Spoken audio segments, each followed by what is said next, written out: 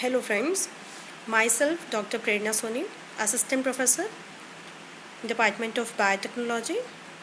Today we are going to discuss one topic of MSc 4th semester, second paper Advanced Technique from the third unit. The topic is Principle and Application of DNA Microarray Technology. So let's start.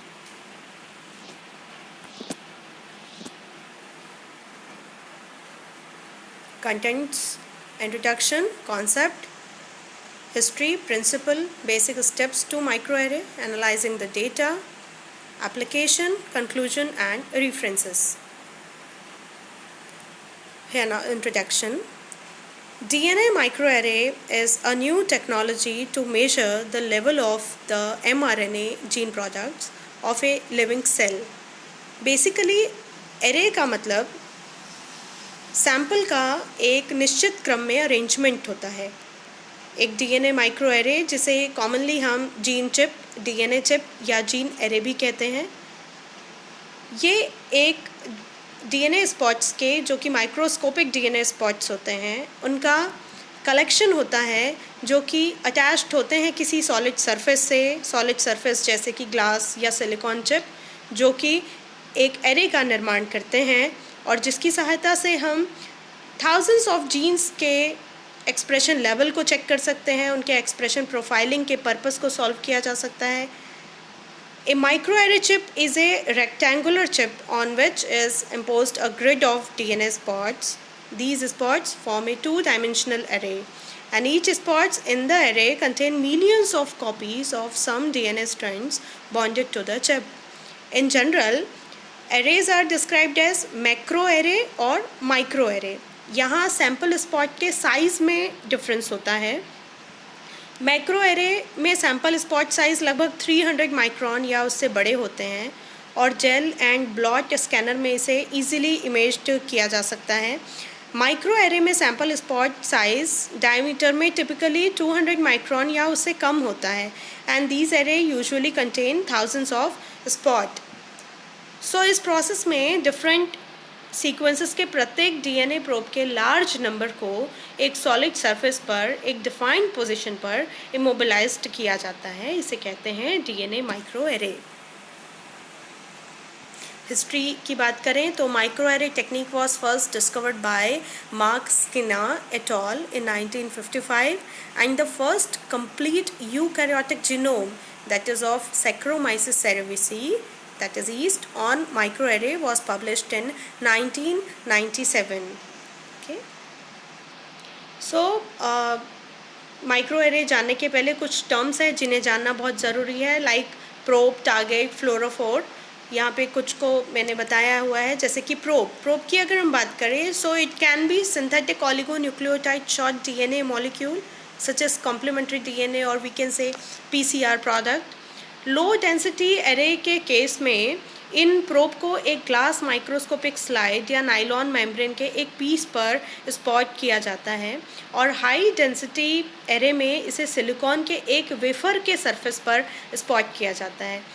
And like target as a complementary DNA और oligonucleotide और single stranded DNA with a defined identity attached to the array surface.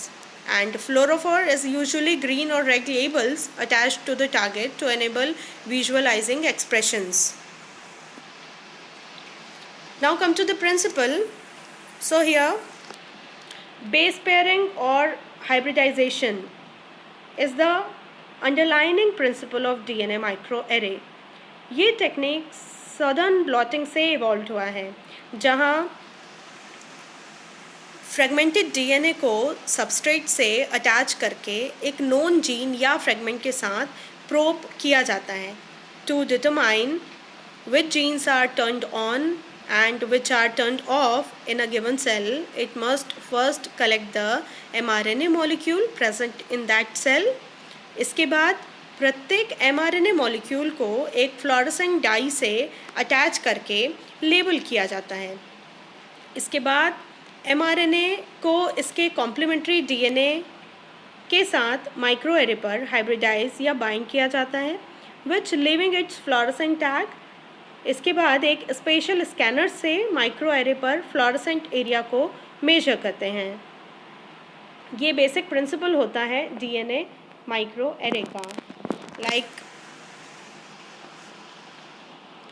कुछ steps हैं जिसके द्वारा DNA micro array complete होता है। इसमें हम देख सकते हैं in this image we can see to prepare the micro array DNA fragments each corresponding to a gene are spotted onto a slide basically, and in this example 2 different lymphocytes से mRNA collect किया जाता है for a direct comparison of their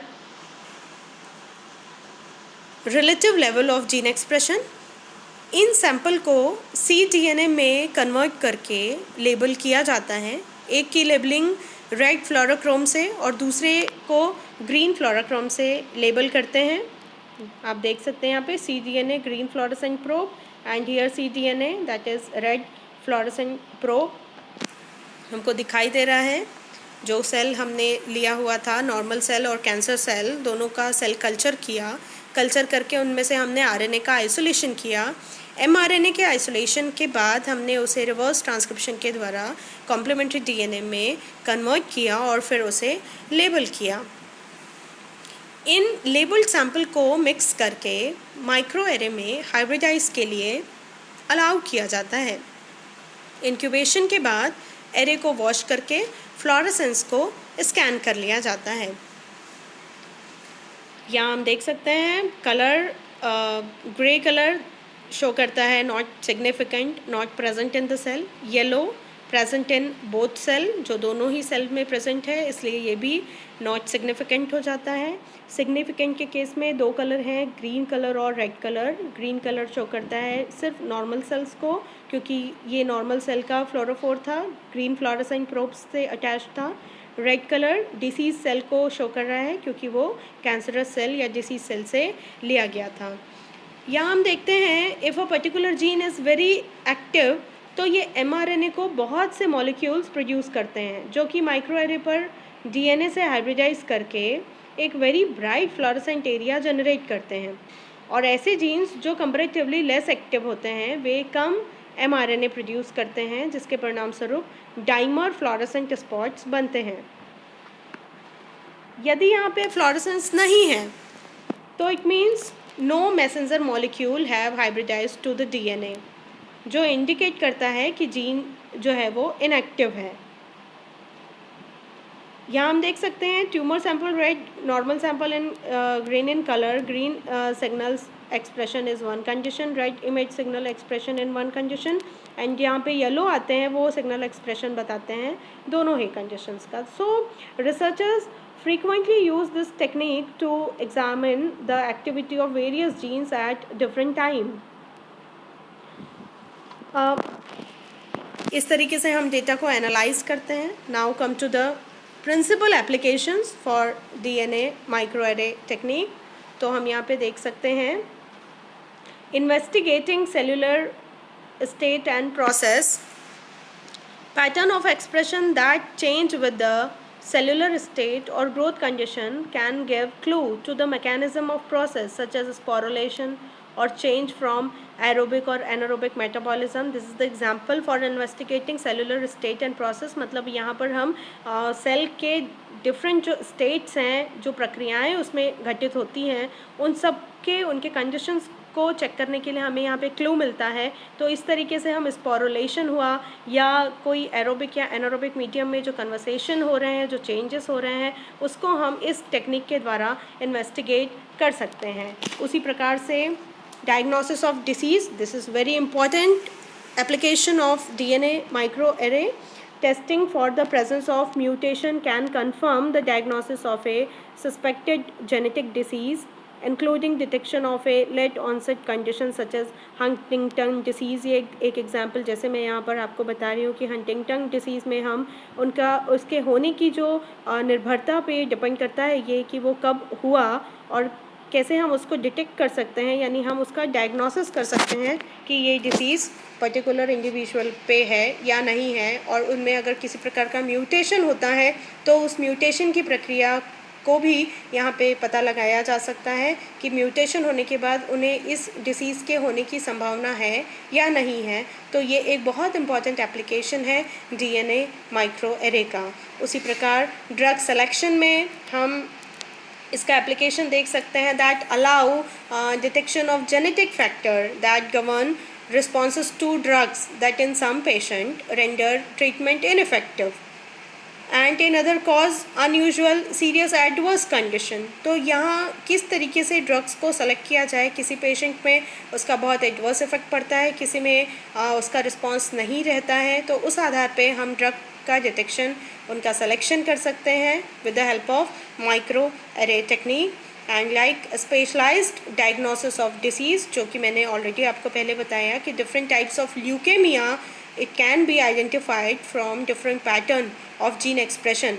हम check करके उनके gene expression की study करके उनके डिफरेंट पैटर्न्स को चेक करके ये बताते हैं कि वो कैंसरस है या नहीं है।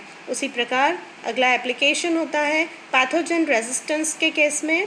सो comparison of genotype of expression pattern between bacterial strain susceptible and resistant to an antibiotic that point to the protein involved in the mechanism of resistance। ये चेक करना आज की डेट पे ये बहुत इम्पॉर्टेंट मेथड रह गया है कि पैथोजन का जो रेजिस्टेंस पावर है वो किस एंटीबायोटिक के लिए वो रेजिस्टेंट है, कौन सा एंटीबायोटिक है जिसके लिए वो रेजिस्टेंट शो कर रहा है और किसके लिए वो ससेप्टेबल है। तो उनके जीनोटाइपिक एक्सप्रेशन के कंपैरिजन के लिए हम माइक्रो एरे टेक्नोलॉजी को यूज़ कर सकते हैं, जो कि बैक्टीरियल स्ट्रेन्स के बीच में ये डिफरेंस बताएगा। उसी प्रकार ड्रग की डिस्कवरी में इसका बहुत ज़्यादा एप्लीकेशन है and investigating cellular state in response to pathogen infection and environmental changes।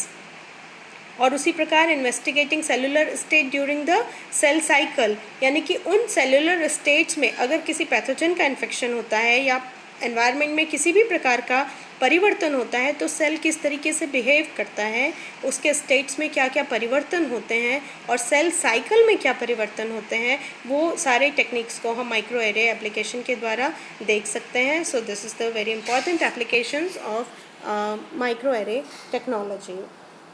These are some references. Thank you.